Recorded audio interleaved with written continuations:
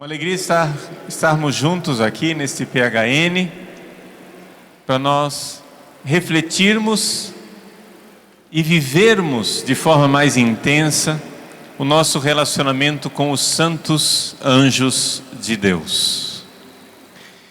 Aqui é importante a gente lembrar o seguinte: nós estamos numa época em que muita gente fala de anjo. Inclusive nas livrarias seculares, nas livrarias que estão por aí, nas nossas cidades, você até encontra livros a respeito de anjos. E os anjos são apresentados como sendo companheiros, consoladores, personagens quase que, digamos assim, neutros, que estão aí para fazer as nossas vontades, para realizar os nossos caprichos. E no entanto, não é essa a visão que nós cristãos, que nós católicos temos dos anjos. Todas as vezes que um anjo aparece nas Sagradas Escrituras, o anjo tem que dizer: não tenhas medo.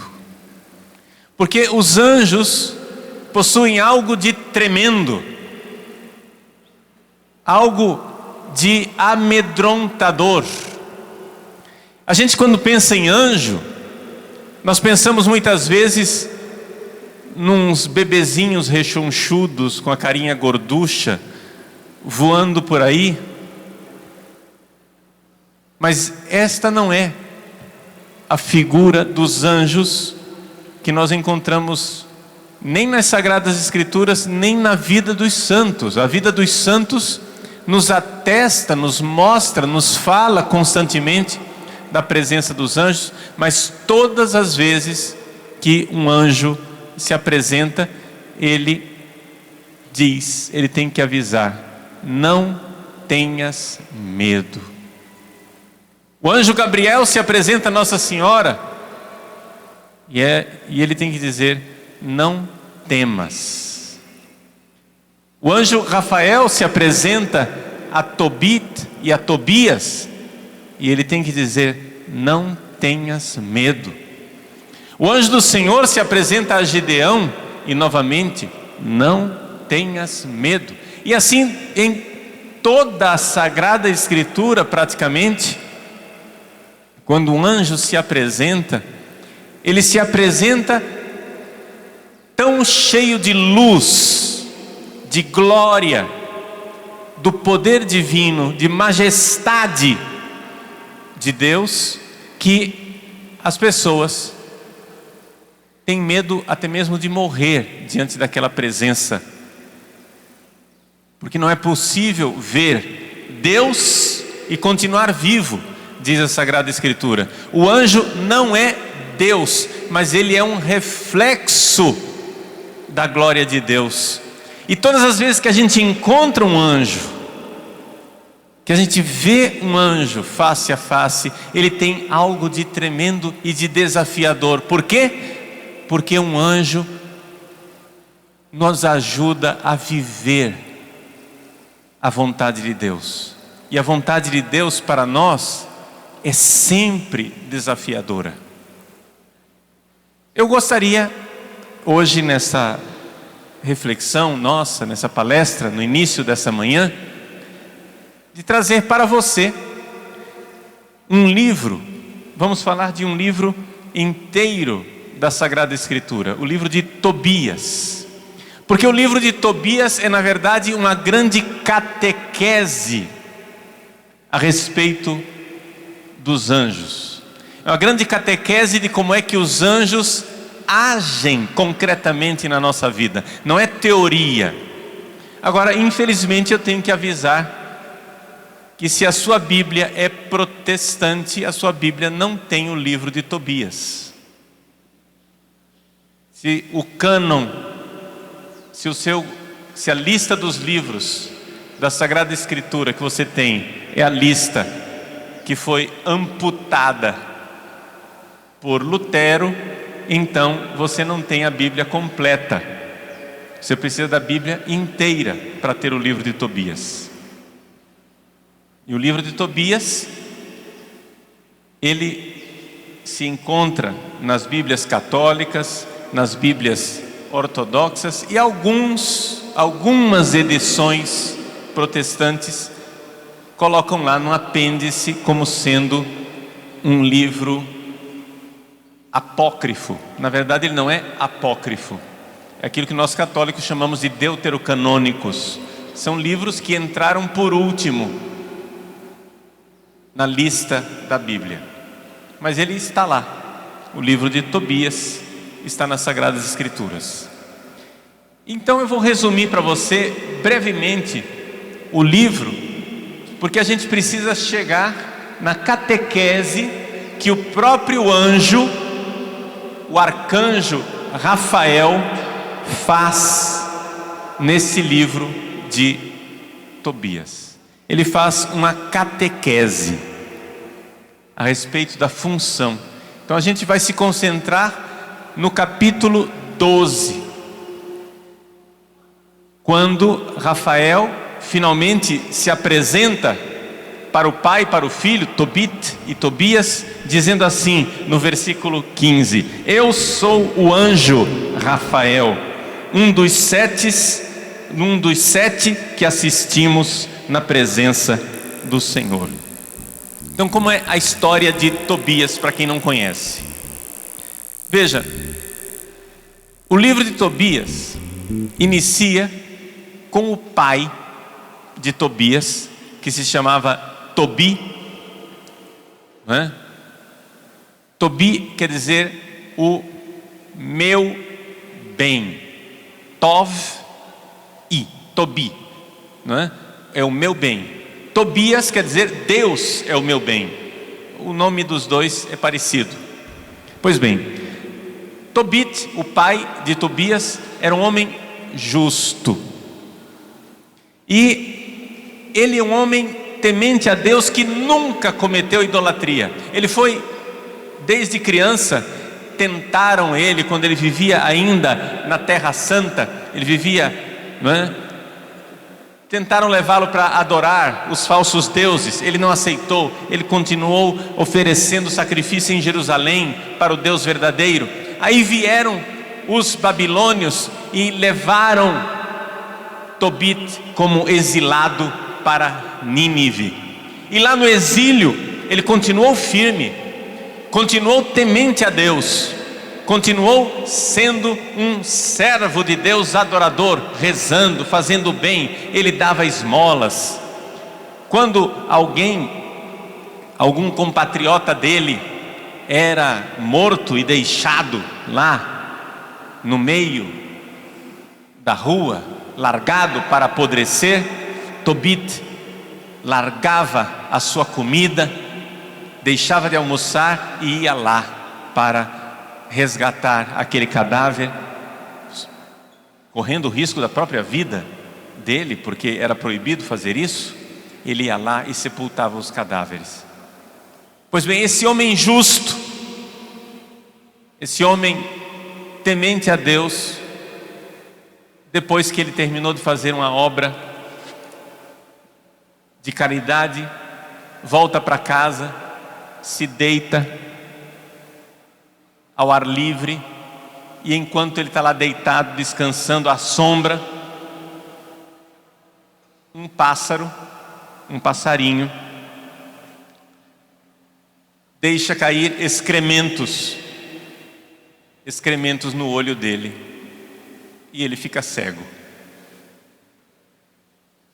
E aqui nós temos uma grande tragédia, a tragédia de um homem trabalhador, de um pai de família, que sustenta a sua família com o seu trabalho, e agora já não pode mais trabalhar, fica inválido. Todo mundo que passou por esse drama, seja porque vive a tragédia da invalidez, seja porque já está aposentado, passou uma vida inteira trabalhando, uma vida inteira servindo, todo mundo sabe o vazio, não é? Quem já teve essa experiência? A experiência de impotência, a experiência de vaziez que acontece na vida da pessoa quando a pessoa quer trabalhar, quer ajudar a sua família, quer ajudar as pessoas e não consegue. Pois lá estava Tobi entregue, porque estava cego. E para piorar a situação, a mulher dele ainda fica pisando em cima, não é? A mulher dele fica pisando em cima, dizendo: cadê? Onde é que estão as suas obras de caridade? O que é que você estava fazendo aí? Você não era temente a Deus? Onde é que está Deus? Deus abandonou você. E então Tobi reza, pedindo a Deus uma interferência divina, mas ao mesmo tempo ele diz: se é para viver assim, é melhor que Deus me leve logo, é melhor que Ele me tire a vida. Em um outro lugar, muitos quilômetros de distância, está acontecendo um outro drama. Aqui o drama de Tobi é o drama de um velho sem saúde. Em outro lugar, uma jovem com saúde vive um drama. É Sara. Sara se casou já 7 vezes.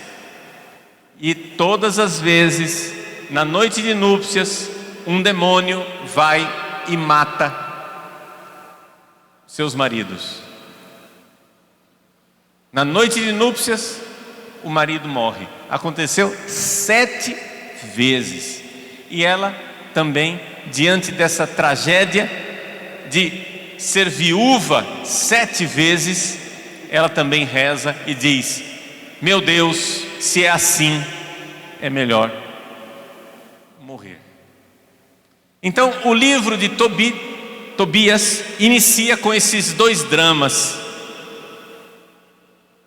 2 tragédias. E aí que entra em cena o anjo. Para fazer de uma história comprida uma história curta,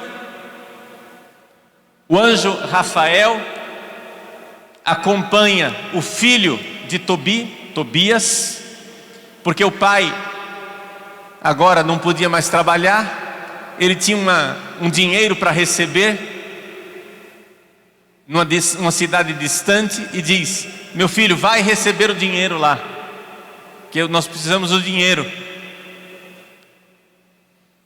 E a mãe, a mulher de Tobias, a mãe do Tobias, diz: não mande seu filho embora, né? Ô, mulher trabalhosa, né? A mulher para dar trabalho, né?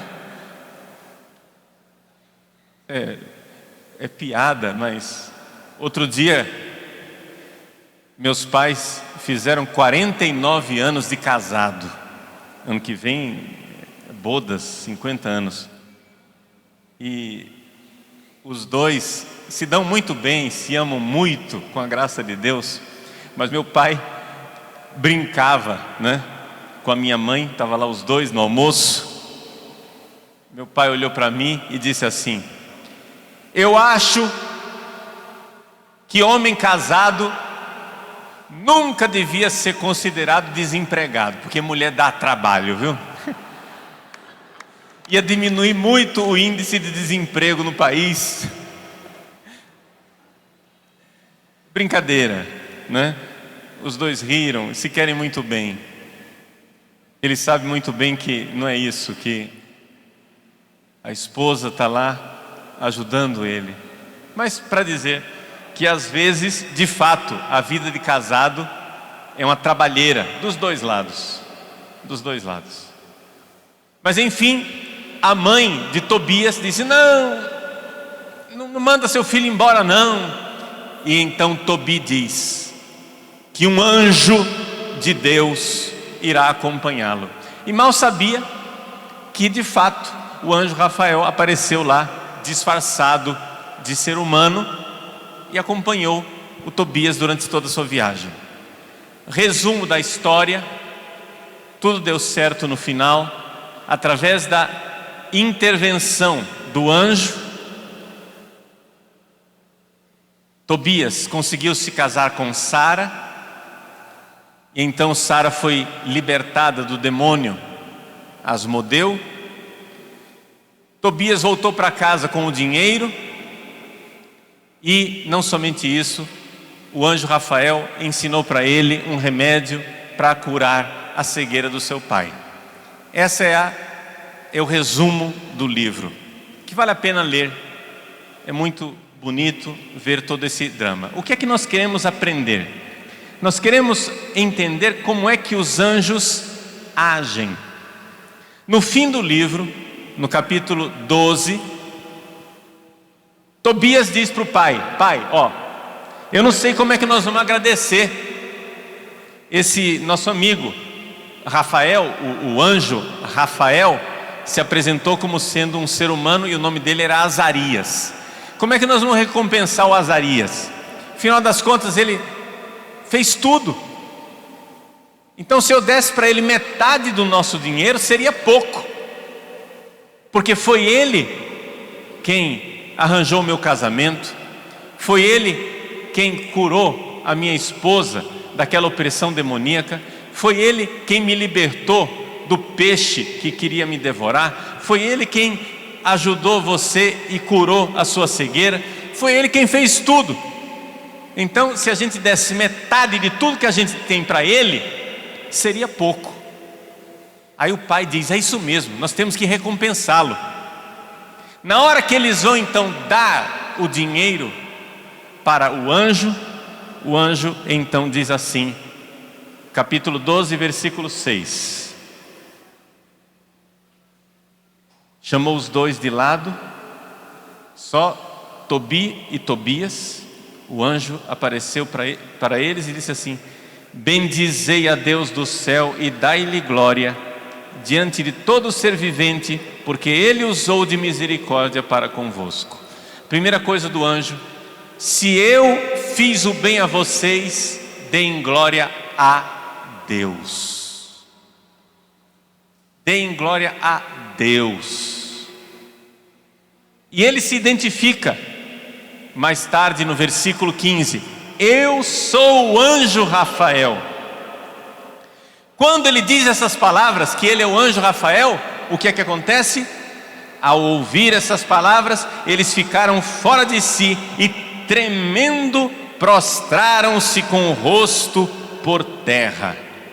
Mas o anjo disse-lhes: a paz esteja convosco, não tenhais medo. Não tenham medo. Vejam aqui a primeira coisa. Aqui nós estamos aprendendo como são os anjos. Os anjos estão do nosso lado o tempo todo. Os anjos estão nos ajudando o tempo todo. Os anjos são uma forma de a providência divina, de a graça de Deus se manifestar na nossa vida. Os anjos estão conosco, como está escrito no Salmo 33, 34, depende da numeração da sua Bíblia. No Salmo 33 está escrito assim no versículo 8: o anjo do Senhor vem acampar ao redor dos que o temem e os salva. Tem um anjo acampando ao nosso redor.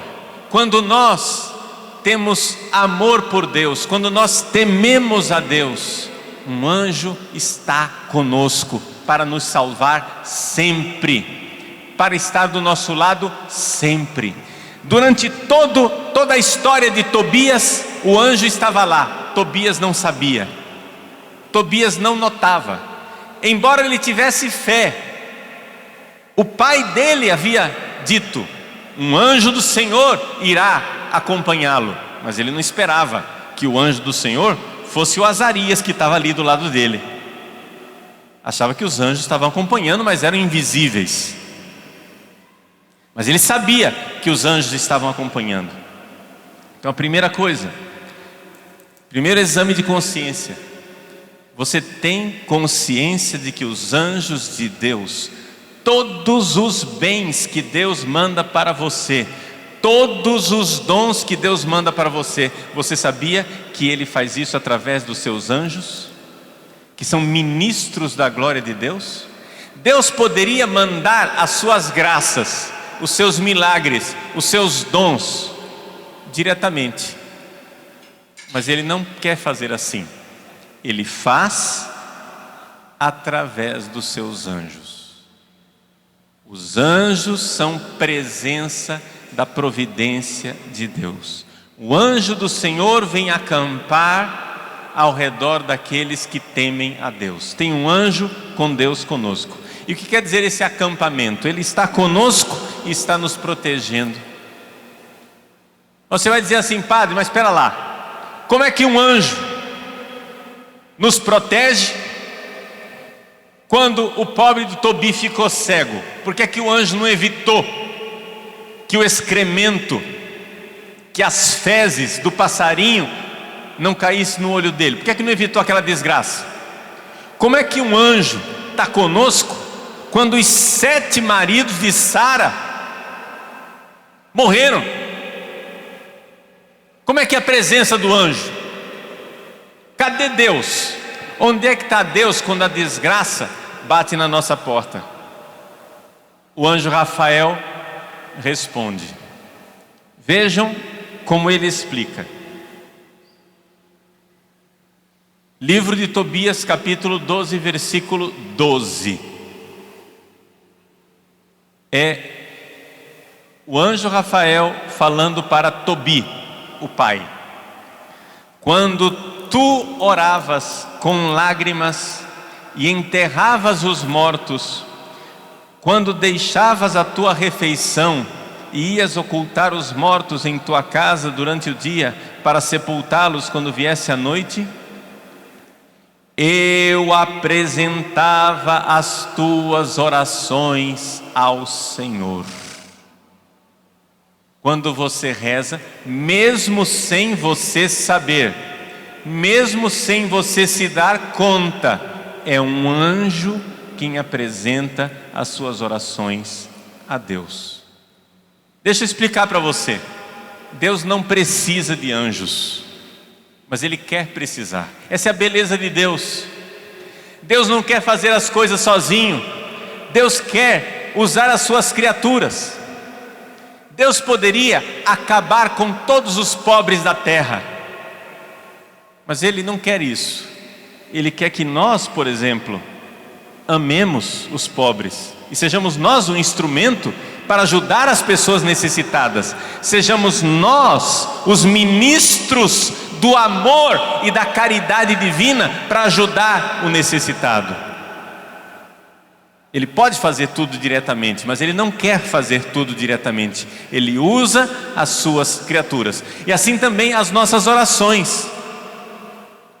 Quando Jesus, lá no início do Evangelho de São João, fala para Natanael que ele verá coisas maiores, e ele verá os anjos subindo e descendo sobre o Filho do Homem, Jesus está ali lembrando aquele sonho de Jacó em Betel, quando Jacó viu uma escadaria e os anjos subindo e descendo, e Jesus está dizendo: eu sou a escada, eu sou a escada, eu sou a união entre o céu e a terra. E é por isso que os anjos sobem e descem por Jesus. A minha oração é levada a Deus pelos anjos, e as graças são trazidas de Deus pelos anjos. Quando tu oravas, eu apresentava as tuas orações ao Senhor. Agora vem o versículo 13, que é o versículo mais intrigante. mas porque eras agradável ao Senhor. Atenção, Rafael está dizendo: Tobias, tu eras agradável ao Senhor. Está dizendo: Tobias, você é um santo. Você quer ser agradável a Deus? Diga amém. Levanta a mão e diz assim: eu quero ser agradável a Deus, com a minha vida, com o meu coração. Que o anjo de Deus diga a Deus no céu a minha vida. Muito bem. Se você é uma pessoa de Deus, se você está em estado de graça, você é agradável a Deus. O anjo está dizendo lá para Deus aquilo que disse a Tobias, a Tobi. Se você não está em estado de graça, toma vergonha na cara e vai confessar. É simples. Se você está em estado de graça, Deus te abençoe, você é agradável a Deus. Mas se você não está em estado de graça, tem solução, é simples. Converte, muda de vida, se arrependa dos seus pecados e vá se confessar. Está resolvido o seu problema. Está entendendo?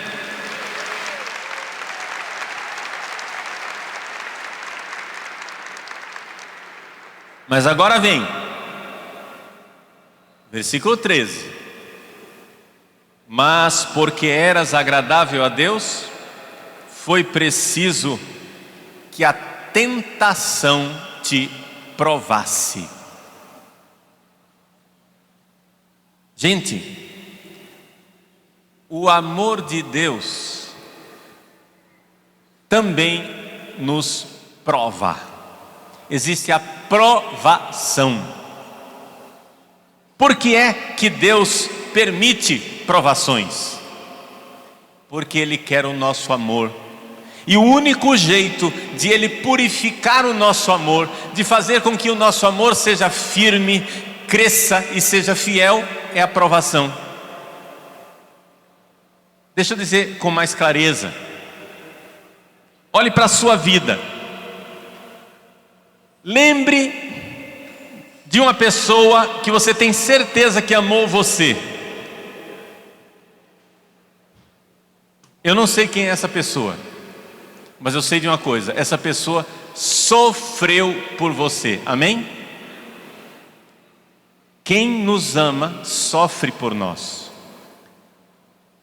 Você tem certeza que uma pessoa ama, não quando ela te dá prazer. Você vai e pergunta isso para os jovens no confessionário: meu filho, minha filha, se lembre de uma pessoa que amou você. 99% dos casos ele se lembra da mãe, que sofreu por ele, que passou noites em claro, que o levou para o hospital, que cuidou dele. 99% dos casos. Ele não lembra da namoradinha com a qual ele está pecando e que está dando prazer para ele. Quando você diz uma pessoa que você tem certeza que ama você, você sempre se lembra de uma pessoa que sofreu por você. Muito bem. Nós queremos amar a Deus. Amém? Você quer amar a Deus? Diga: eu quero. Eu quero amar de todo o coração. Muito bem. O problema: a gente quer, mas a gente não ama de todo o coração. Nós somos um campo de batalha. Nós amamos a Deus, mas nos apegamos a tanta coisa. Nós, a todo momento, somos colocados à prova. Existe um escritor do século III chamado Orígenes. Num livro que ele escreveu chamado Exortação ao Martírio, Orígenes diz o seguinte: que a provação faz de nós ou mártires ou idólatras. A tentação, a provação, vai fazer de você ou um mártir ou um idólatra. Ou você, diante da provação, aumenta o seu amor por Deus e mostra o quanto você o ama, ou você, diante da tentação, diante da provação, cai clamorosamente e coloca coisas no lugar de Deus, criaturas no lugar de Deus. Esse é o nosso problema. A todo momento nós estamos colocando criaturas no lugar de Deus. Estamos, ao invés de ser mártir, que diz, eu derramo o meu sangue, mas eu não irei ofender a Deus, nós terminamos sendo idólatras, porque preferimos as coisas criadas ao invés de Deus. Todo pecado que você comete, que eu cometo, é pecado de idolatria, sempre. Porque você sempre está preferindo uma criatura no lugar do Criador. Então é necessário que nós, diante da provação, diante das dificuldades da vida, é necessário que nós saibamos crescer no amor de Deus. É isso que Rafael, o arcanjo São Rafael, está ensinando a Tobi. Ele está ensinando que era necessário que você fosse provado. Provação, peirasmos em grego.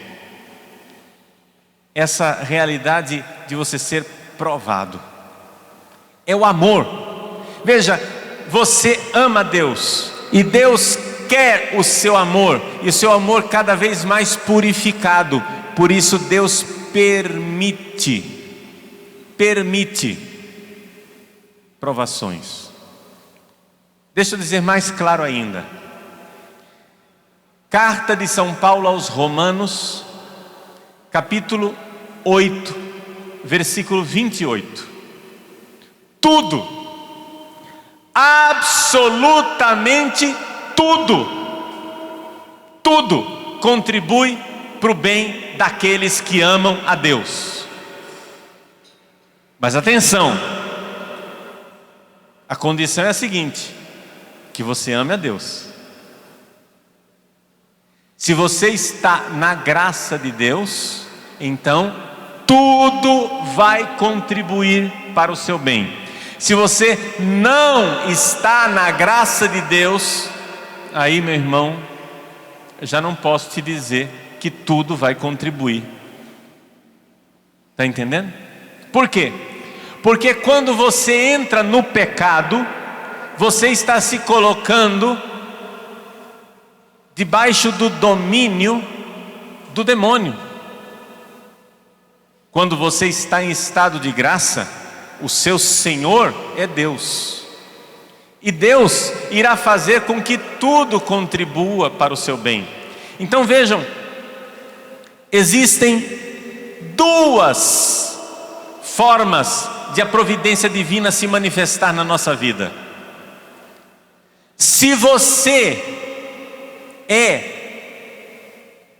temente a Deus, se você é amigo de Deus, se você está em estado de graça, tudo contribui para o seu bem. Tudo, até as doenças, até dívidas, desemprego, acidentes, tudo, absolutamente tudo irá contribuir para o seu bem, se você está na graça. Se você não está na graça, nem tudo vai contribuir. Por quê? Porque se você não está na graça, você está debaixo do domínio do demônio. Está entendendo? Esse é o problema. Essa é a dificuldade. Então, gente, se você não tinha uma razão para estar na graça de Deus, para estar confessado, para sair do pecado mortal no qual você talvez se encontre, deixa eu te dar essa razão a mais.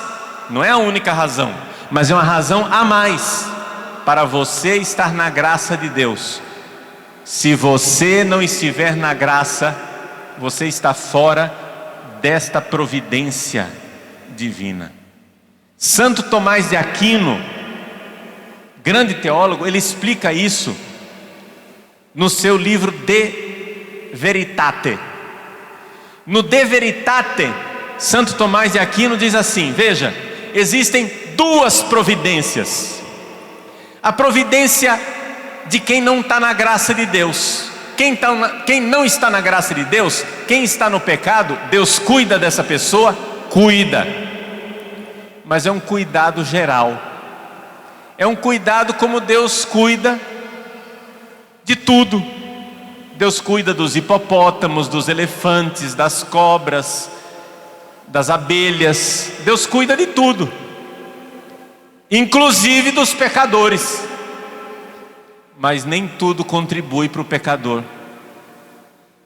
Por quê? Porque Deus é cruel? Porque Deus não ama o pecador? Não, porque o pecador está debaixo do domínio do diabo.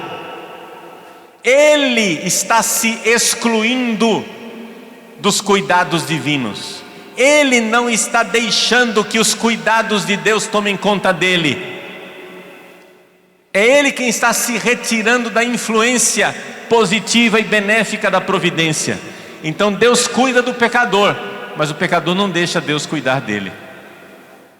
Então a providência divina para os pecadores, ela existe, mas é uma providência genérica.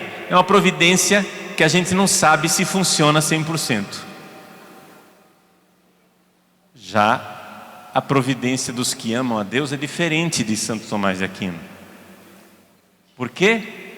Porque Deus cuida como a pupila dos seus olhos, absolutamente todos os detalhes da sua vida. Aquela doençazinha chata que apareceu ontem, aquela dívida que está na sua conta bancária, o vizinho fazendo barulho que não deixa você dormir, aquele amigo inconveniente, a calúnia, a perseguição, o desemprego, tudo, absolutamente tudo contribui para o bem daqueles que amam a Deus. Omnia cooperatur in bonum. Tudo coopera, tudo vai para o bem, se você ama a Deus. Mas cuidado, a condição é: você ama a Deus, você está na graça. Se você não está na graça, não reclame.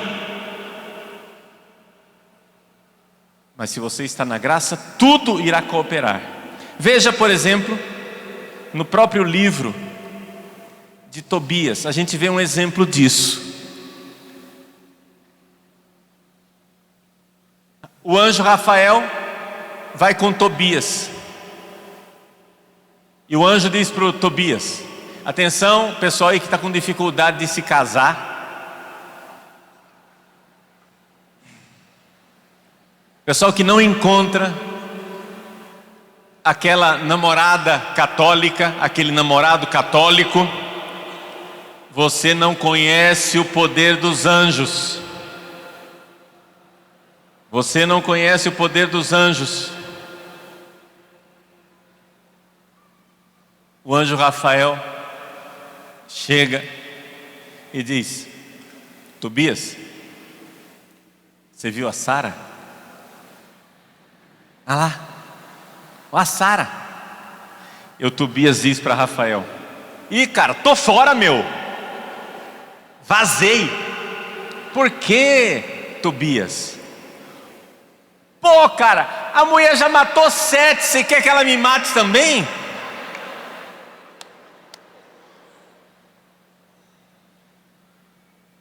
Diante do medo de Tobias, o anjo é uma coluna de certeza, porque ele vê a glória de Deus, ele sabe a vontade de Deus, o anjo sabe.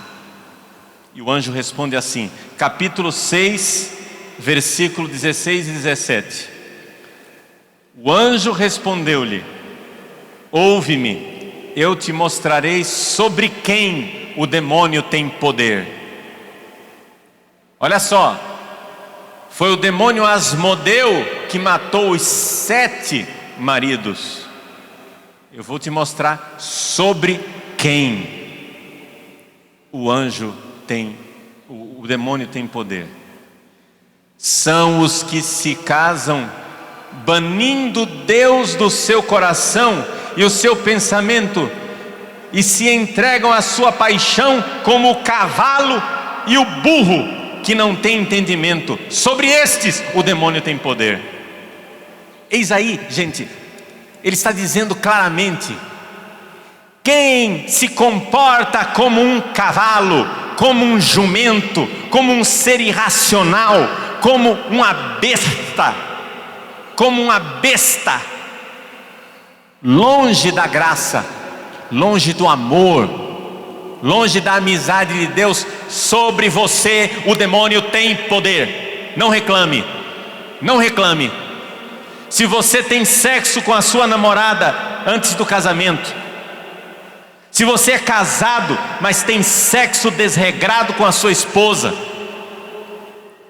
se você está vivendo todo tipo de loucura, como um jumento, como um cavalo, é a palavra de Deus que está dizendo: sobre você o demônio tem poder. Não reclame, você está fora da providência, mas não porque Deus não queira providenciar para você, não porque Deus não queira cuidar de você. Ele morreu na cruz por você. Deus ama você, Deus deseja que você vá para o céu. Ele derramou o sangue dele por você. Você é precioso aos olhos de Deus. Mas se você se comporta como um animal irracional, a providência de Deus sobre você será a providência dos animais irracionais. Deus cuida dos elefantes, mas Ele não cuida de cada elefante individualmente, como se fosse a pupila dos olhos dele. Ele cuida da espécie dos elefantes, para que ela não pereça. Mas Deus não fica com o coração partido porque um elefante morreu. O elefante é um animal irracional, ele não tem alma eterna. O elefante, quando ele morre, se decompõe. Acabou. Você não. Você é precioso para Deus. Você tem uma alma imortal. Você ressuscitará no último dia. E Deus quer cuidar de você como a pupila dos olhos. Mas você não quer ser cuidado por Deus, porque você se colocou debaixo do poder do demônio.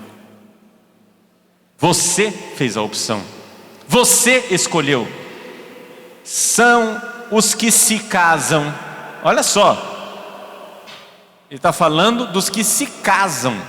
Os sujeitos estavam casados. Imagina como está feio na foto quem está fazendo sexo fora do casamento. Os que se casam banindo Deus do seu coração, ou seja, tirando Deus do seu coração e de seu pensamento, e se entregam à sua paixão como um cavalo e como um burro, como um jumento, que não tem entendimento. Sobre estes o demônio tem poder. É por isso que quando Tobias se casa com Sara, na noite de núpcias, Tobias diz para Sara: levanta, minha irmã, vamos rezar, vamos nos colocar diante de Deus. E ele faz a sua oração.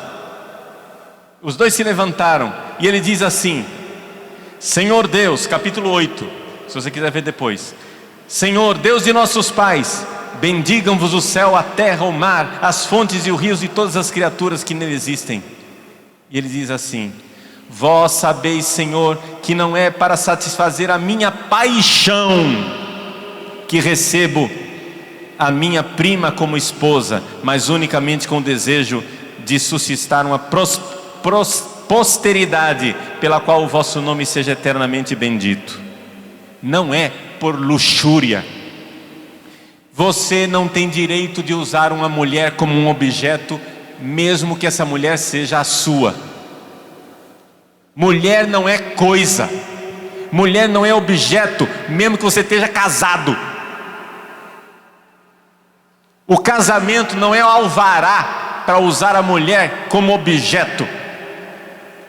Casamento é caminho de santificação, onde nem o homem nem a mulher são objeto, nem o homem nem a mulher podem se usar mutuamente. E se dentro do seu casamento você está tendo sexo desregrado, que não está aberto à vida, que não está conforme a vontade de Deus, não reclame de estar fora dos cuidados divinos. Foi você quem se excluiu.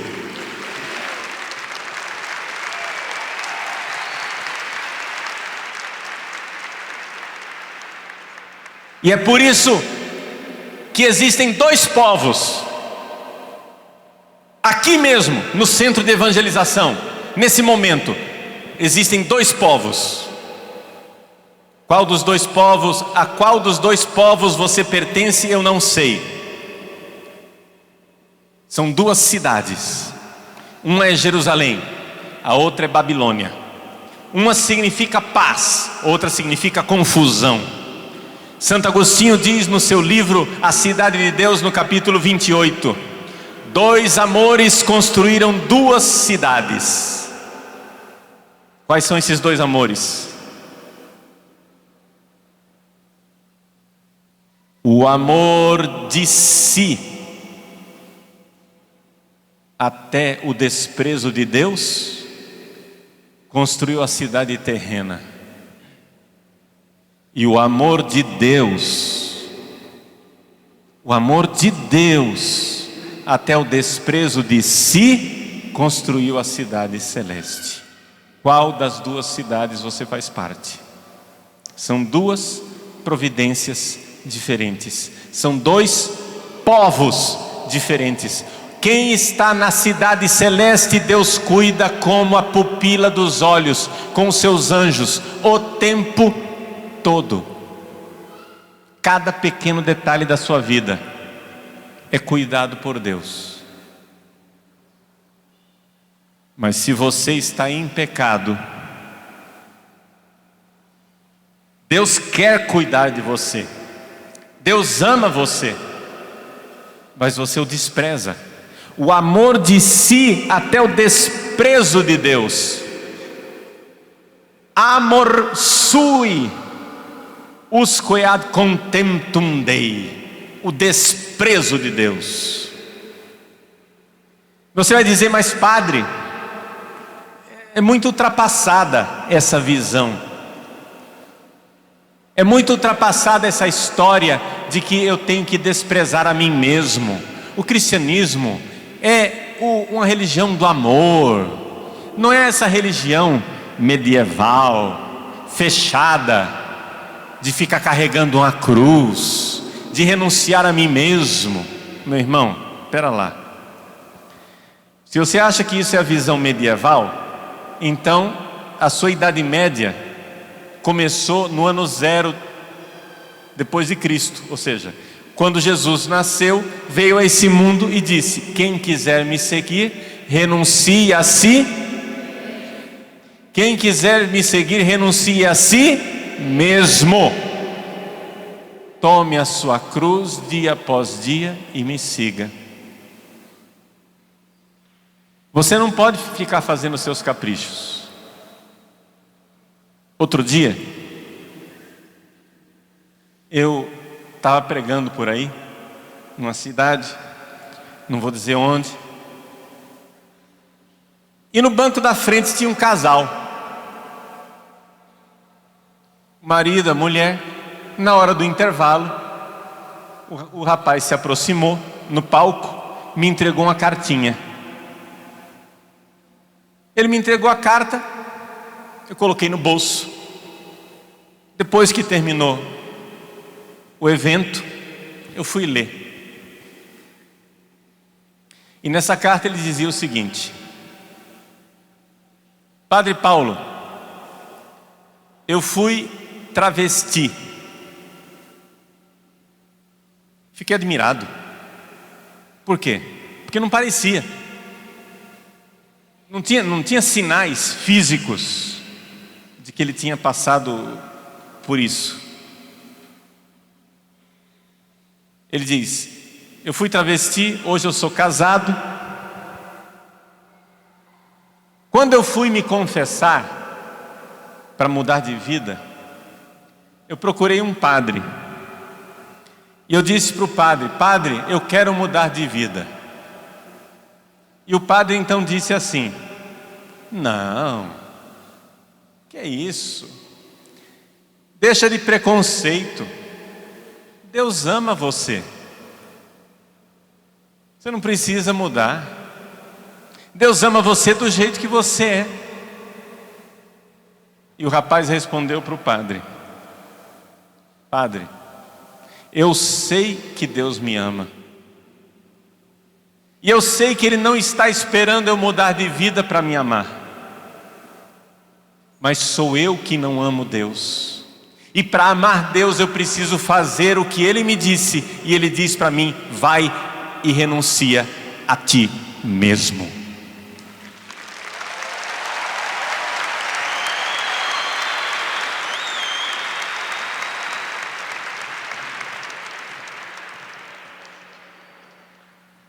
Quem achar que isso é homofobia é porque não entendeu o que eu estou dizendo. Todos nós temos que renunciar a nós mesmos. A conversão é para todos. Não interessa quais são as suas fantasias sexuais. Não interessa como é que está o seu mundo interior. Todos temos que fazer a vontade de Deus. Vamos voltar ao catecismo que São Rafael está nos fazendo no capítulo 12. Ele disse assim para Tobi: enquanto você rezava, eu apresentava suas orações a Deus. Mas era necessário que você fosse provado. Então, se você está na graça, se você está na providência, se você está na graça de Deus, saiba, isso não quer dizer que não vai ter provação, mas tudo, absolutamente tudo, contribui para o bem dos que amam a Deus. Essa é a cidade de Jerusalém. Se você faz parte dessa cidade, bem-vindo à cidade santa de Deus. Se você está ainda na Babilônia, se você ainda está no poder do demônio, meu irmãozinho, converte, vai se confessar e está resolvido o seu problema. Aí você volta para o domínio de Deus, volta para a providência, porque ou Deus providencia ou você se providencia lá com o diabo, não tem outra escolha. Deus até tenta cuidar de você, de vez em quando Deus faz coisas para os pecadores também, mas é que os pecadores é que não deixam Deus agir, Deus fazer. Versículo 14: agora o Senhor enviou-me para curar-te e livrar do demônio Sara, mulher do teu filho. Eu sou o anjo Rafael, um dos 7 que assistimos na presença do Senhor. Então o Senhor agora me enviou. Gente, quando nós rezamos, os anjos recebem uma liberação de Deus. Eles são, como se dissesse assim, agora é sinal verde, estão desimpedidos, eles podem agir na nossa vida. Por quê? Porque os anjos são completamente diferentes dos demônios. O demônio, Ele não pede licença para entrar na nossa vida. Ele vai e fica tentando, ele fica batendo na porta. Ele fica tentando você, até você abrir. Quando você cai, abriu a porta, ele entra e pronto, domina a sua vida. O anjo não. O anjo, ele não fica realizando violência contra nós.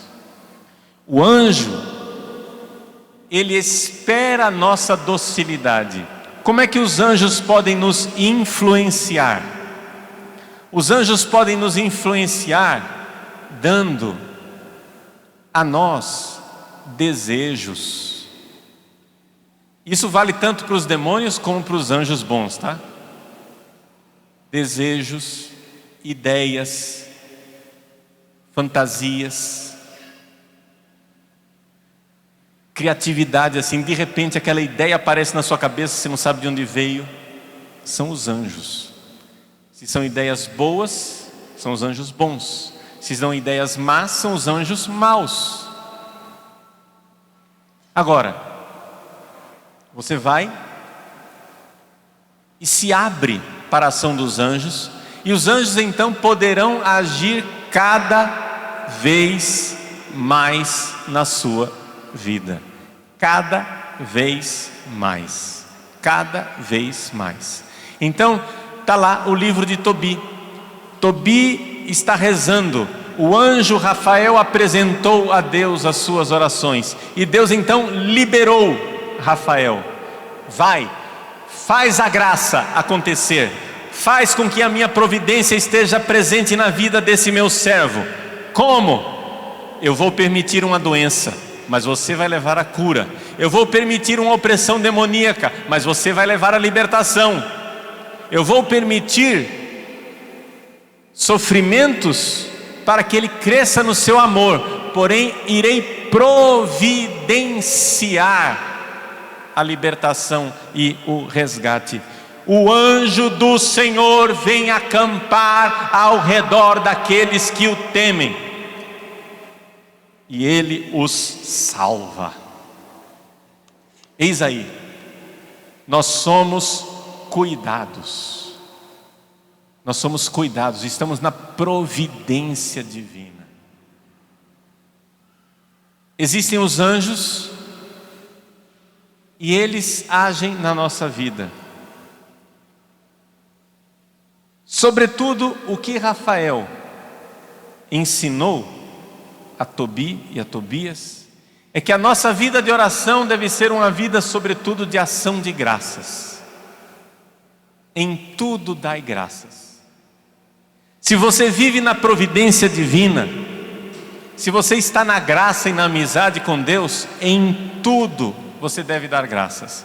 Acontece um problema, você acordou hoje meio indisposto, nossa, que bom, uma oportunidade de amar a Deus. Essa minha indisposição, essa doença, essa coisa, que bom, eu posso amar a Deus. Ele carregou a cruz por mim, eu posso amá-lo de volta. Você está sofrendo uma demora? Você já tentou casar com 7 pessoas diferentes e nenhuma deu certo? Reze para o seu anjo. Entre dentro do regime da graça. Viva na graça de Deus e espere a providência, porque tudo contribui para o bem daqueles que amam a Deus. Agradeça por tudo. Se você teve 7 namorados que não deram certo, agradeça a Deus e diga: meu Deus, obrigado porque me livraste. A gente não sabe do que é que Deus está nos livrando, gente. Você às vezes está pedindo uma coisa achando que é uma bênção e na verdade é uma desgraça. Deus, em tudo, realiza a sua divina vontade para aqueles que o amam. Absolutamente tudo. Por isso é que nós podemos louvar, seguindo o conselho de Rafael, nós podemos louvar, como diz São Paulo: quem nos separará do amor de Deus que se manifestou em Jesus Cristo? Nem a morte, nem a dor, nem a espada, nem a fome, nem a nudez, nem a doença. Nada, nada, absolutamente nada pode nos separar. Tudo, absolutamente tudo contribui para o bem daqueles que amam a Deus. Fazer parte desta cidade é a nossa alegria. E se você veio a esse PHN e não está em estado de graça, é a hora, é agora. Você veio aqui porque Deus quer virar a sua vida pelo avesso. Aliás, quer virar a sua vida pelo direito, porque no avesso você já está. Deus quer mudar a sua vida. Você achava que ia escapar? Hoje, Deus, na sua providência, enviou um anjo para acampar e inquietar o seu coração, para que você cada vez mais ame a Deus e seja salvo. Deus abençoe você.